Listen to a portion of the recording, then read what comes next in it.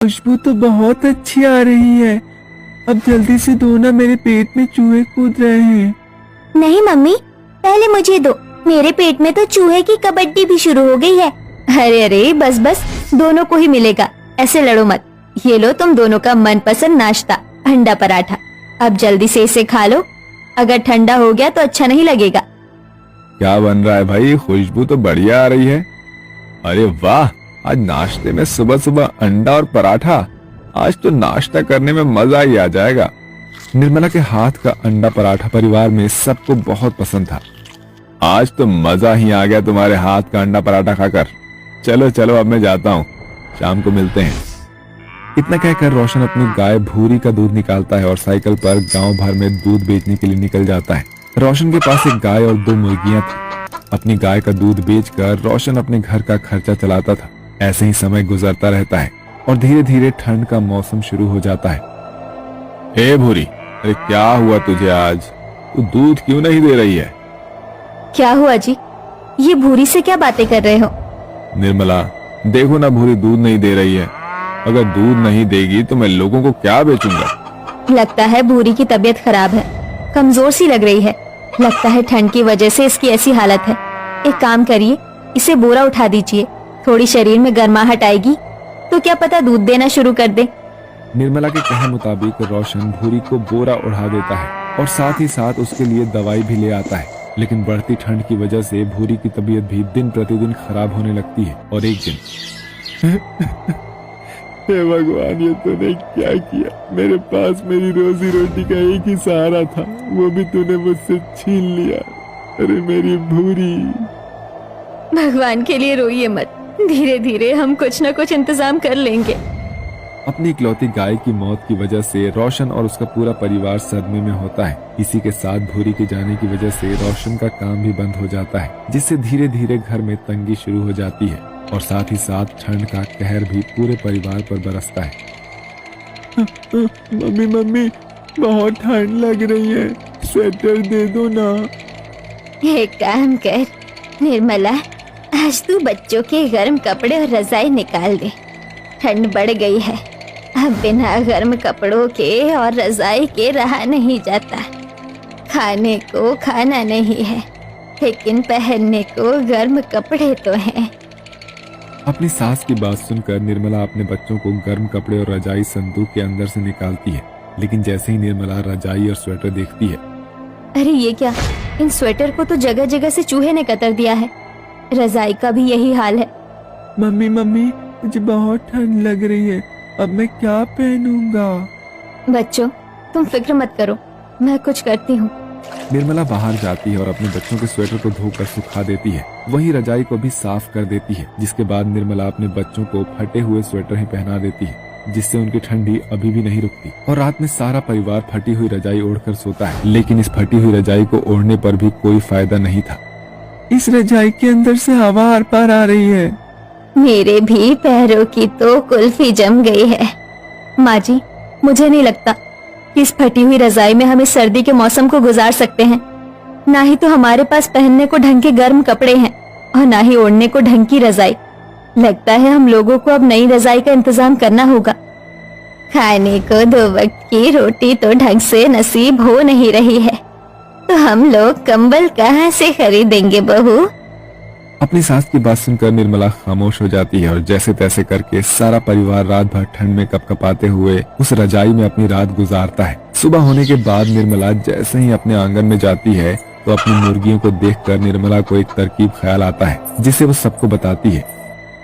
माँ जी, आप सब कहते हैं ना कि मैं अंडा पराठा बहुत अच्छा बनाती हूँ, तो क्यों ना मैं अंडा पराठा बनाकर ही बेचना शुरू कर दूं। हमारे पास मुर्गी तो है ही, तो हमें अंडे मुर्गियों से मिल जाएंगे। और रही बाकी सामान की बात, तो मेरे पास ये सोने की अंगूठी है जो मेरी माँ ने मुझे दी थी। मैं इसे बेचकर बाकी सामान का इंतजाम कर लूंगी।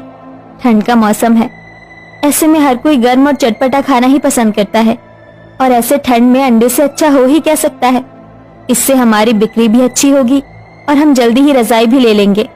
बहू, तेरी तरकीब तो अच्छी है, मैं भी तेरे साथ तेरा अंडा पराठा बनवाने में मदद करूंगी। अपनी सास की बात सुनकर निर्मला बहुत खुश होती है जिसके बाद निर्मला अंडा पराठा बनाने के सारे सामान का इंतजाम करती है और अगले दिन होते ही दोनों सास बहू एक छोटे से ठेले पर अंडा पराठा बेचने के लिए निकल जाती है। अंडा पराठा ले लो, गर्मा गर्म अंडा पराठा, सिर्फ 30 रुपए प्लेट का अंडा पराठा। मुझे जरा एक प्लेट गर्मा गर्म अंडा पराठा लगा देना तो। ये लीजिए भाई साहब, आपका अंडा पराठा। अरे वाह, ये अंडा पराठा तो खाने में बड़ा ही स्वादिष्ट है। ऐसा चटपटा अंडा पराठा तो मैंने आज तक नहीं खाया। एक काम करो, मेरे लिए एक और पराठा लगा दो। कस्टमर को अपना अंडा पराठे की तारीफ करता देख निर्मला और अंबाला दोनों ही बहुत खुश होती हैं। निर्मला काफी अच्छा अंडा पराठा बनाती थी, जिसके चलते धीरे धीरे निर्मला के अंडे पराठे के ठेले पर कस्टमर्स की भीड़ लगने लगती है। दो मुझे भी अंडों का आमलेट और पराठा देना। मुझे भी एक अंडा पराठा और गिलास गरम गरम चाय देना। जहाँ निर्मला अंडा पराठा बनाती थी, वहीं निर्मला की सास चाय बनाती है, जिसके चलते अब उनकी बिक्री और भी अच्छी होने लगती है। जहाँ एक तरफ निर्मला की जिंदगी में सब कुछ ठीक होने लगता है, वहीं दूसरी तरफ जब से दोनों सास बहू ने ये अंडा पराठे का ठेला शुरू किया है, तब से सारे के सारे कस्टमर इनके ठेले पर ही जाते हैं। मेरे अंडे के ठेले पर तो गिने चुने कस्टमर ही आते हैं। इन लोगों की वजह से मेरा धंधा चौपट हो गया है।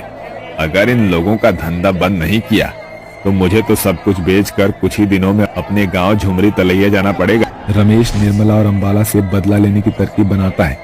रात होते ही चुपके से उनके घर के बाहर जाता है और उनके अंडे पराठे के ठेले को बुरी तरह से तोड़ देता है और वहां से चुपचाप चला जाता है।